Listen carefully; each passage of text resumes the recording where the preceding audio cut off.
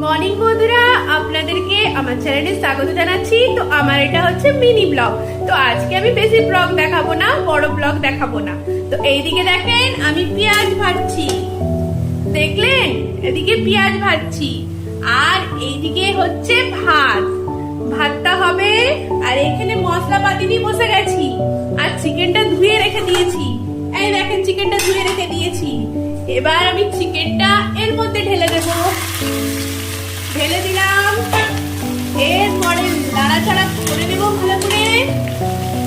এই দেখেন মুরগিগুলোকে ভালো করে লাড়ছি, লেড়ে চেড়ে একদম কষিয়ে নেবো, লাল লাল করে ভেজে নেবো।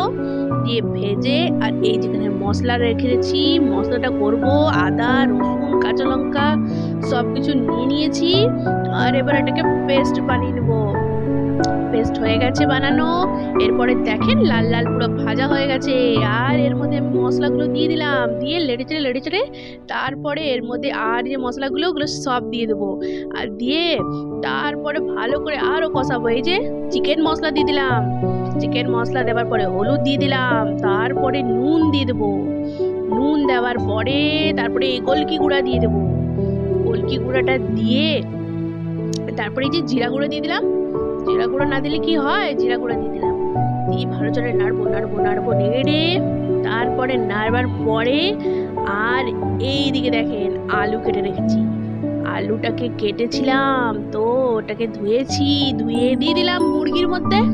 বাস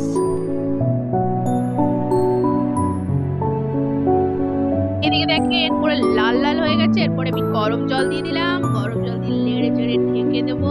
ব্যাস হয়ে যাবে আমার মুরগির ঝোল।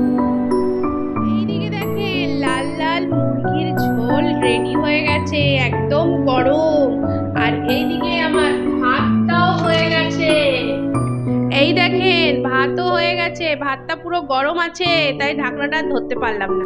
তো আজকে আপনাদেরকে আমার মিনি ব্লগটা কেমন লাগলো, আশা করছি খুব ভালো লাগলো। তো আপনারা সবাই ভালো থাকবেন, সুস্থ থাকবেন আর আমার চ্যানেলটাকে লাইক শেয়ার সাবস্ক্রাইব করে দেবেন। তো আজকের মতন এখানেই